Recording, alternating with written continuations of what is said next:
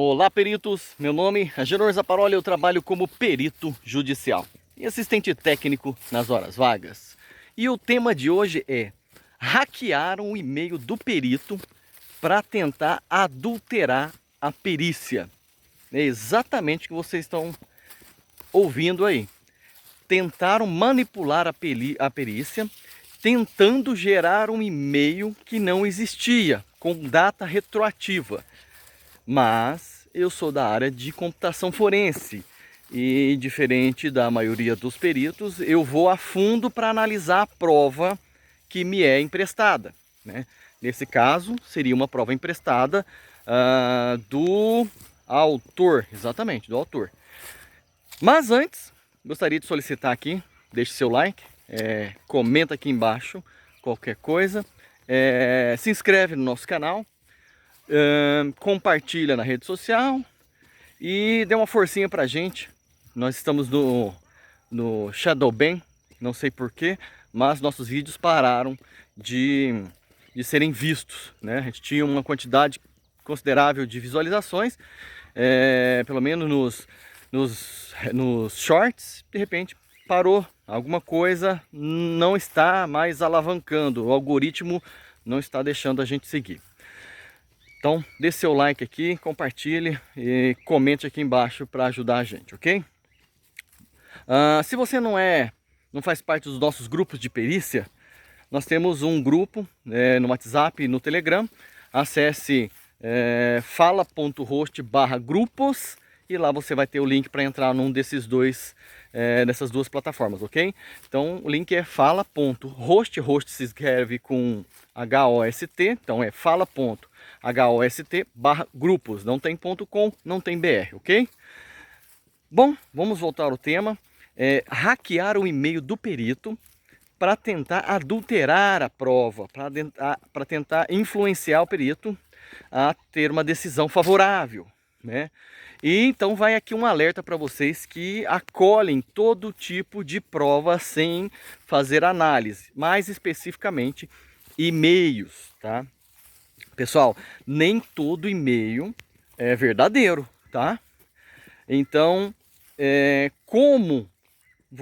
vou explicar como eles fizeram essa adulteração e vou explicar para vocês como vocês devem se ater a uma análise mais aprofundada do e-mail para não ser enganado, né? Bom, pessoal, o que aconteceu? Eu estava numa perícia de parte elétrica por indenização por danos elétricos. Uma indenização muito grande, são várias máquinas industriais de altíssimo nível, tá?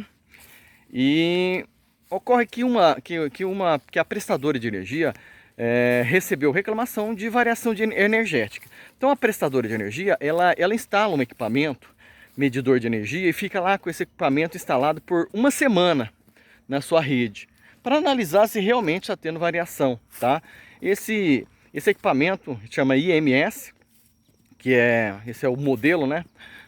É um dos modelos de equipamentos, mas é um analisador de energia. E ele vai analisar a corrente, voltagem, um monte de variáveis ali, tá? Tem a variação da capacitância, da indutância, tudo isso. Então eles deixaram lá e a parte autora alegou que, porque esse relatório da prestadora não deu. Quer dizer, 7 dias monitorando e não apareceu nenhum pico de energia, nenhuma falha, nenhuma queda de tensão, né? E a prestadora, ela então seguiu fechando a reclamação. Não identificamos variação energética durante 7 dias, que é o protocolo que manda a ANEEL. Só que a empresa que solicitou essa análise, que reclamou da variação energética, ela alegou que a prestadora instalou o equipamento no recesso forense. E que no recesso forense, no recesso de fim de ano. E que eles estariam com a fábrica fechada.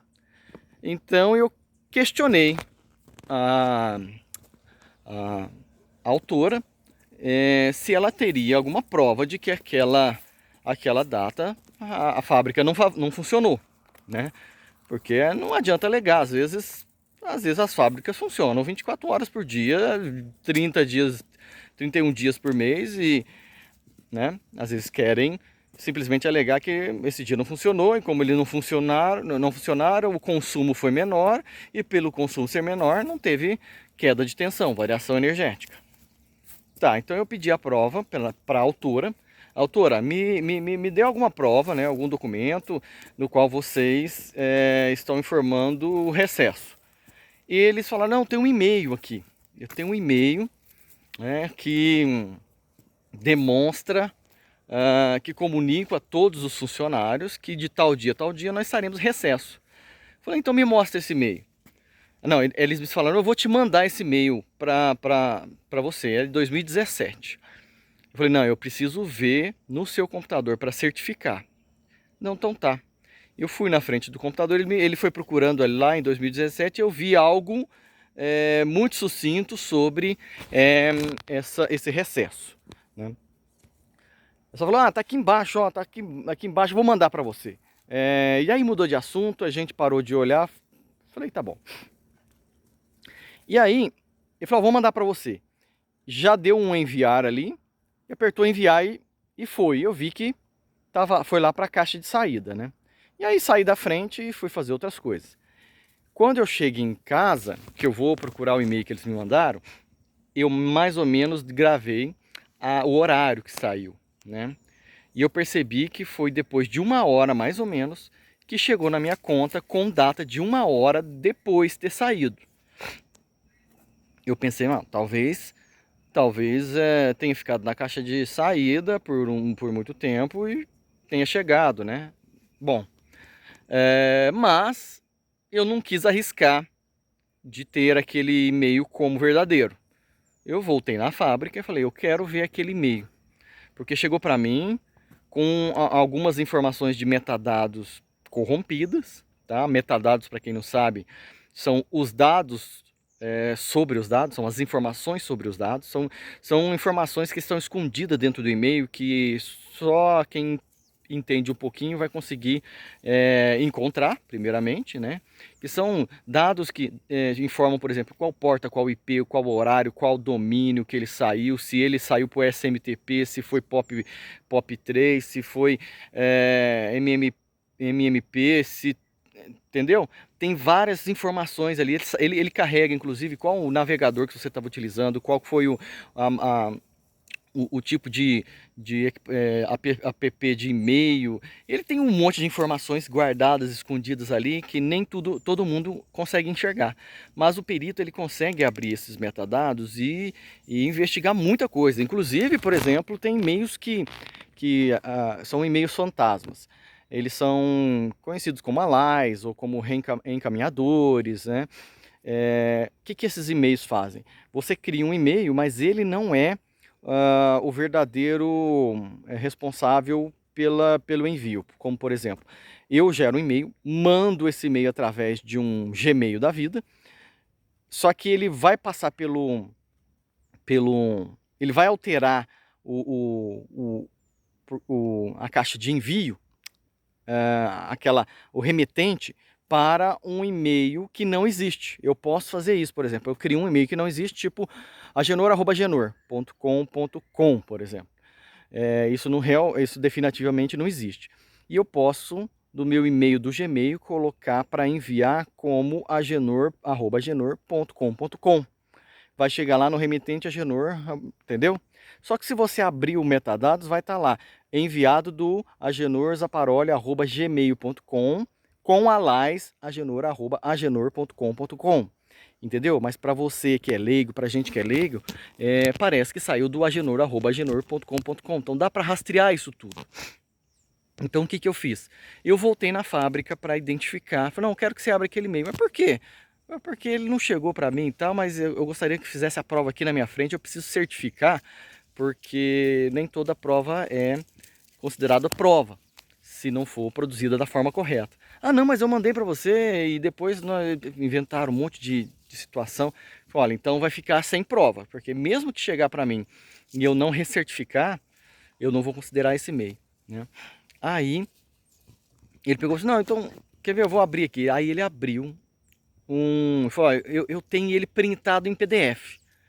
Falei, em PDF não adianta. Aí ele abriu o PDF e me mostrou exatamente o e-mail que chegou para mim. Mas estava em PDF.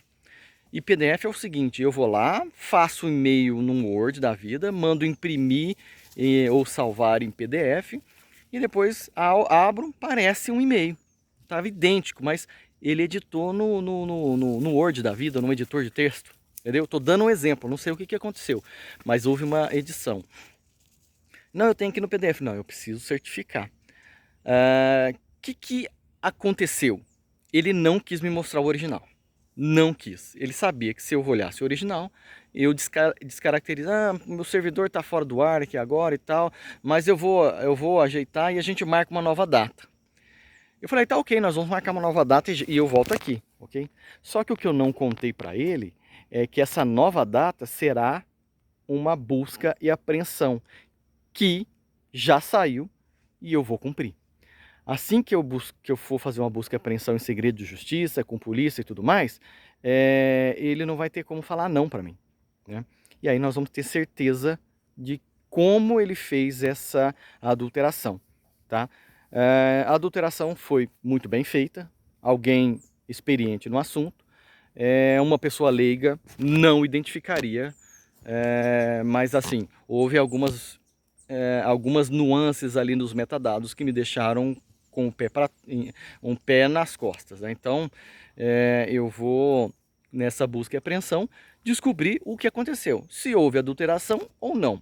Aparentemente, houve sim adulteração, tá? E não é fácil enganar um perito experiente nessa área quando é assim, mas precisa ter um olho clínico para identificar isso, tá? Agora, vou te explicar, você como perito, como você deve fazer para certificar um e-mail, tá? Porque assim, o que eu posso fazer para adulterar um e-mail? Eu posso pegar um e-mail qualquer, copio ele exatamente como ele está, né? Dou um select all ali, copio e colo num Word da vida. Aí eu vou lá e adultero o que eu quero, o domínio, a data, a hora e o contexto. Depois printo ele em PDF e posto, né, e subo lá no PJE, no sistema do tribunal. Parece ser um e-mail. Como você consegue resolver isso aí? Primeira coisa, pergunte para a outra parte se ela reconhece esse e-mail. Tipo assim, o autor postou esse e-mail. Pergunta pro réu, lá na hora da perícia. Réu, você reconhece esse e-mail? Chegou para você mesmo?